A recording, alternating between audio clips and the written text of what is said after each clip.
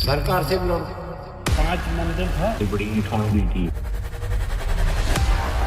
ये पुराना जमाना के हमारे बाप दादा बताते थे। की जानकारी हमारे नहीं है। हमारे गांव में जो बताते हैं कि जो मूर्ति निकली है वो मूर्ति आपको कई कई एरिया में नहीं मिलेगी।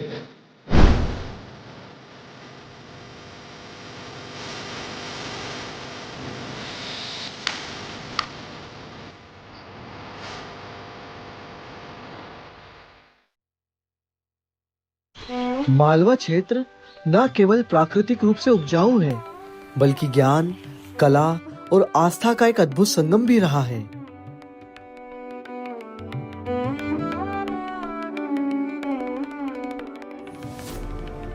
पंचदहरिया एक ऐसा गांव जो अपने अतीत की ओर लौट रहा है, जिसकी जड़ें परमार काल से जुड़ी हुई हैं।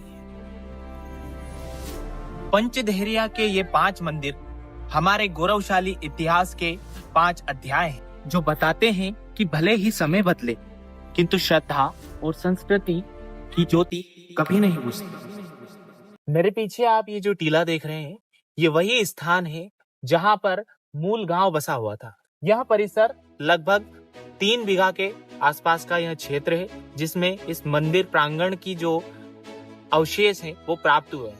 यह जो टीला है, यहाँ पर भी कुछ आइडल्स हैं, लेकिन हम जो अभी मूल रूप से मुख्य आइडल है उसकी तरफ जा रहे हैं। महाविष्णु की जो मूल मूर्ति है वो दिखाता हूँ, जो अभी भी काफी अच्छी अवस्था में है, जिसका क्षरण अभी नहीं हुआ है। अभी हमने जो साफ सफाई यहाँ पर की थी, तो उसमें हमें ये कुछ स्तंभ हमें प्राप्त हुए हैं, ये आप देख सकते हैं। एक ये हमको जो है औदुंबर मिला है, और इसमें दोनों ओर शंख बने हुए हैं। इसका तात्पर्य यह है कि यह प्राचीन काल में एक विष्णु मंदिर रहा होगा। आप देख सकते हैं इसमें कितनी भव्यता है, और यह दशावतार शैली में है। इनके एक तरफ जो है श्री राम जी, कृष्ण जी, वराह अवतार, नरसिंह अवतार, कुछ हमें स्पष्ट रूप में अंकन दिखता है, और एक तरफ जो है ब्रह्मा जी और शिव जी भी हैं यहाँ पर। और यहाँ पर आप देख सकते हैं गौतम बुद्धा जो है उनका भी अंकन है, और ये यक्ष यक्षणिया या गंधर्व हो सकते हैं। इनकी जो ठुड्डी है ये आप देख सकते हो एकदम तोड़ी हुई लग रही है, और आप ये देख सकते हो क्या कला रही होगी उस समय की कि इतना स्पष्ट अभी भी ये चीजें उभरी हुई दिख रही हैं। चतुर्भुज अवतार में आप देख सकते हो ये कितनी स्पष्ट तरीके से माला दिख रही है, ये गदा दिख रही है, ये चक्र दिख रहा है, और ये शंख दिख रहा है। मैं आपको जिस टीले की विजिट करवा रहा हूँ उसके एक क्षेत्र में हमको यह शिवलिंग भी प्राप्त हुआ है। ये जो मूर्ति है ये काफी सालों से, लगभग 50 सालों से इसी अवस्था में, और बहुत तेजी से इसका क्षरण हो रहा है। आप देख सकते हो यह मूल स्वरूप में कैसी रही होगी और वर्तमान में किस अवस्था में। इसी के पास में ये मूर्तियां भी है, इनके विषय में आपको बताता हूँ। ये पूरी गदा जो थी वो बिल्कुल ही क्षरण की वजह से गायब हो चुकी है, और हमें बाकी चीजें भी बिल्कुल स्पष्ट नहीं दिख रही है, और हमें जल्द से जल्द इनको सुरक्षित करने की आवश्यकता है।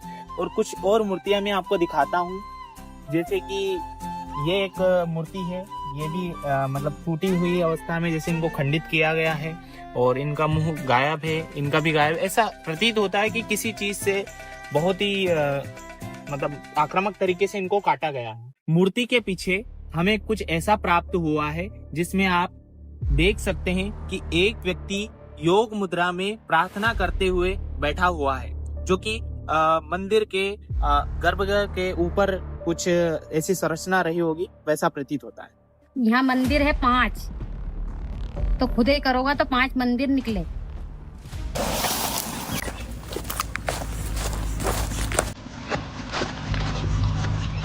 अभी भ्रमण करते हुए हमें कुछ और चीजें मिली हैं। ईंटें यहाँ पे हमें मिली हैं, और ये ईंट मुझे ऐसा लगता है कि मैंने अपने जीवन काल में पहले इतनी मोटी ईंटें नहीं देखी। मैं यहाँ के प्रांगण की जो दीवार है उसके विषय में मैं आपको बताता हूँ। अगर यहाँ पे खुदाई होती है तो वो दीवार हमको स्पष्ट रूप से देखने को मिल सकती है।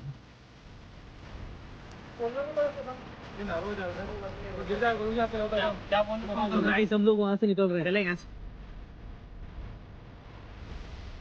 ये उन 5 मंदिरों में से, ये सावरजी की राड़ी जो बोलते हैं, ये मंदिर उस 5 मंदिरों में से एक मंदिर भी हो सकता है।